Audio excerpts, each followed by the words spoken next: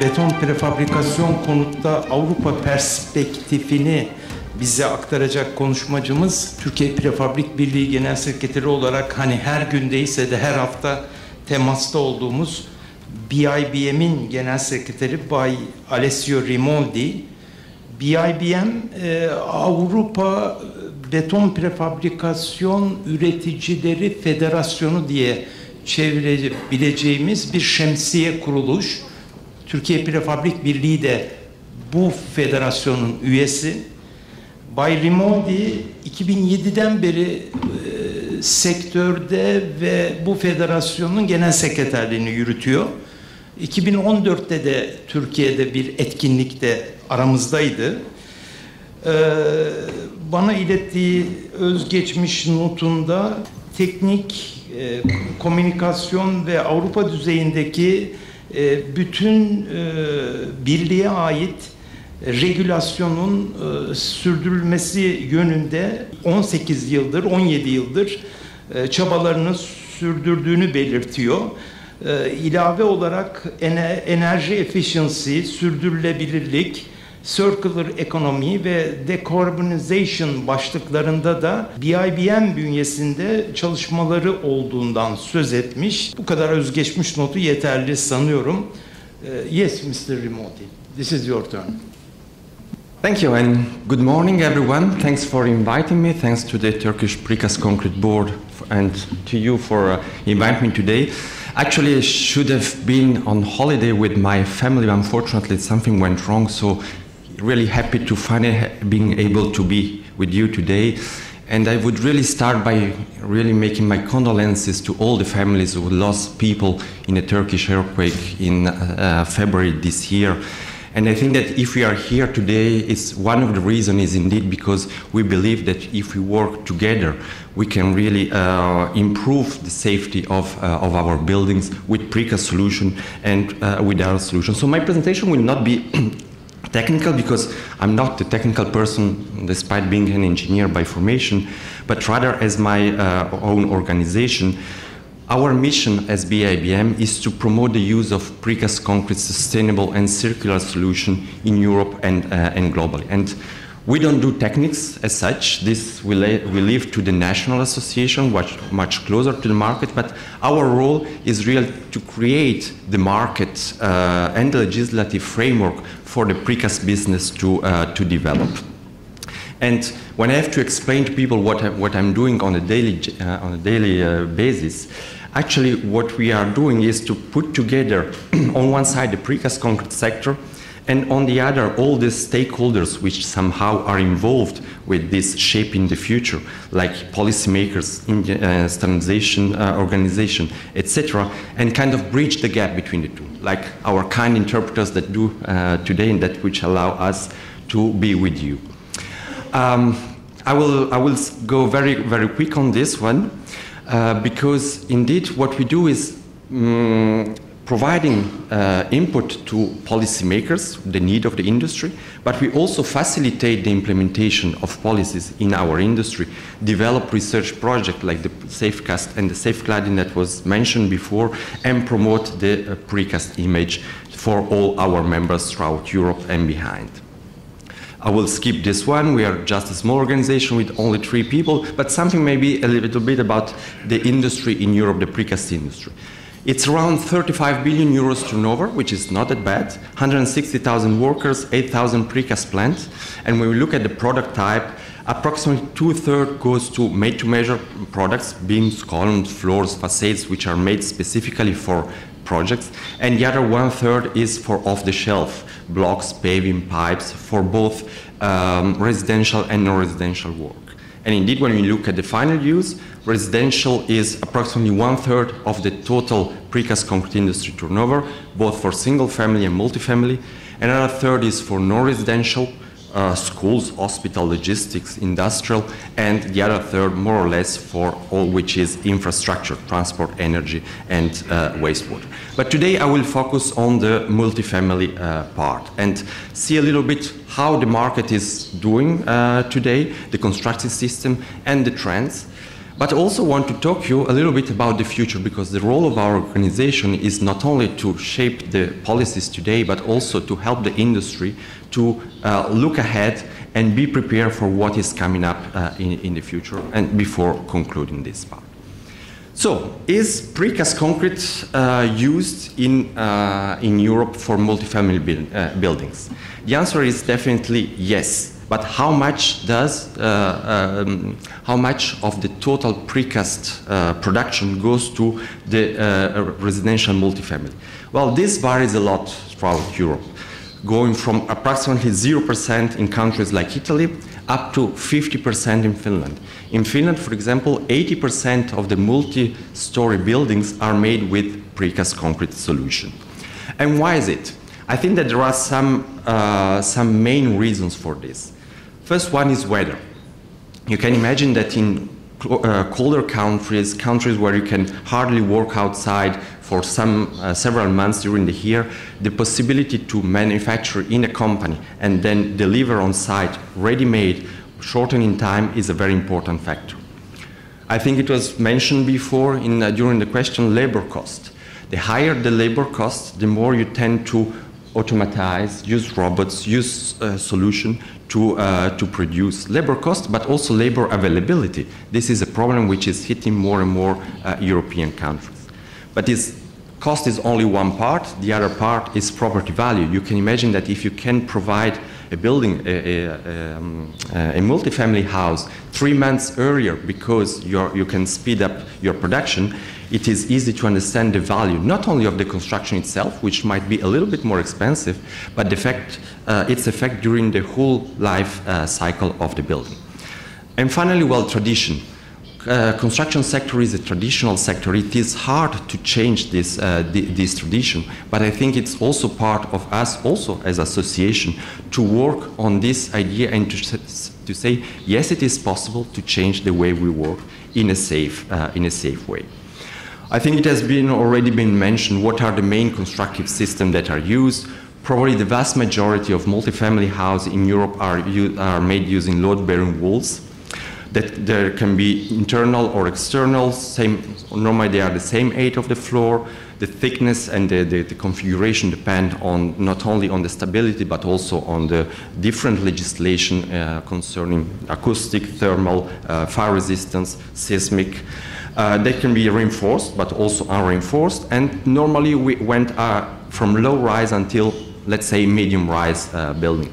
And you can have different examples, for example, load-bearing walls but cladding facades, so facades not load-bearing. We can have all the vertical elements, including even the balconies that are load-bearing, and we can get up until, as I say, 20-25 building floors very, very easily. The second system is the columns and beams. For low rise, we can have columns which are hinged in the floor, so no need for additional reinforcement. But the most common way of using them is with some additional stabilities, shear walls, or lift and stair cages for medium up to high-rise buildings, approximately 40 floors, with the advantage of internal flexibility, because, as I was mentioning, you have to consider the construction cost, sure, but also what are you doing during the 50, 70, 100-year life. Are you going to use this always as a house or always as a hotel, or are you going to change their use? And this system definitely provides additional flexibility. And it is also actually used, this is probably the first example for a university campus back in '72 in Finland. Either example, medium rise, like in the UK, or even high-rise building like this one in Brussels. And then we have the hybrid system, where actually you have the first floor with columns and beams, especially for the parking, and for the first floor where sometimes you can have shops or other areas which need higher ceiling, which need flexibility, and then higher up load-bearing walls for the upper floors, with the advantages of mix really the uses and apply the best system where it is needed, and with a pretty good balance between cost, space, and flexibility. Well, this is just an example of, in Belgium, 15 apartments approximately 2,000 square meters, 7 shops on the ground floor, even offices, small supermarket, and cover parking and basement on 3 floors below the ground for more than 2,000 square meters. But there are also other kind of recent trends that affect the residential market and that kind of shape the way we design and we build. First is definitely that in Europe we see more and more a trend toward renovation, because the buildable land is shrinking and the best spots are almost the time already taken. There is really a political will to improve the energy efficiency of buildings, and yeah, actually our building stock is pretty old. So what we see today as a trend is to take the existing buildings, especially, keep the structure, concrete structure, because it's lasting for years, and just change the facade.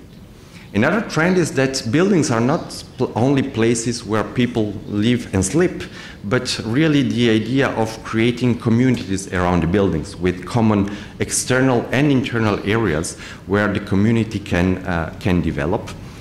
And buildings which are multifunctional. I already mentioned before the example with the hybrid system, the idea of coupling housing with other surfaces, like for example healthcare, but it can be with offices, with shops, with hotels, etc. But what I would like also to convey you as message is about looking at the future. And in particular, the green shift. What we see today in countries in Europe is that the importance of the environmental aspects in construction, in housing, that are increasingly getting more important. If I have to identify 3 key dates, the first one was the Kyoto Protocol in 1997, where it was brought to the attention of the world about the problem of climate change. In the Paris Agreement in 2015, it was really the understanding that, yes, we have to act, and we have to act now. And looking at Europe, in 2019, the European Green Deal clearly translated these ideas into policies for shaping the future of Europe. But what is the value in buying green today? Well, there was a survey that was conducted actually 20 years ago and also recently. Actually, 20 years ago, people were willing to pay only the same price to get greener product. If a product comes green, but you have to pay more, basically no one said, I would do that. Today, well, the situation has changed because more than 50% of the population is willing to pay between 5 and 10% more for green products, and even almost 1/4, more than 10% more to get these green products. And actually, when we have to make a choice on buying things, what do we put on the balance? Well, on one side, for sure, it's the price, how much it's going to cost. And on the other, the quality. So what looking at the building, the services, and what we are looking at. But this is just one part, because as I was mentioning, not only the construction in itself, but also the full work life, its energy efficiency, so still cost, but also other more qualitative elements like well-being, like the fact of being in a community, are entering in this equation. And when I talk about green shift, I mean 2 key concepts. One is sustainability, and the other one is circular economy. By the way, just as a small, as I was mentioning, BIBM is also promoting the precast concrete industry, and on this topic we issued a couple of years ago the Little Green Book of Concrete that you can find on our website, where indeed we tackle all this green shift, way to zero carbon, circular economy, resource efficiency, adaptation to climate change as key elements for the construction of the future. So what is sustainability? Actually, sustainability is defined as meeting the needs of the present without compromising the ability of future generations to meet their own needs. So translated into construction is the fact that the social and the environmental impacts are taken into account during the full life cycle, starting from the tendering and the design until the use and the end of life stage. How is it translated? There are several codes, so-called green codes. from different countries, US, Germany, France, UK, even at the European level, that kind of explain how to include these sustainability aspects into construction.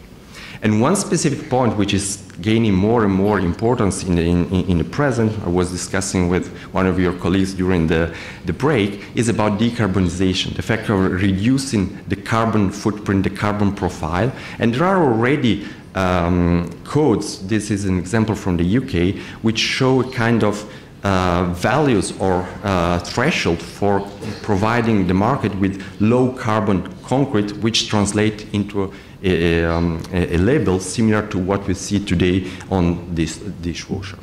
And also on this point, again, available also on our website, we have been working on this idea of decarbonization, looking at how the precast concrete sector, through its optimization, through its possibility of making the structure and put the concrete where is it needed, by using the principle of circular economy that I will show later, and by involving the full value chain, can be really a leader in this decarbonization path.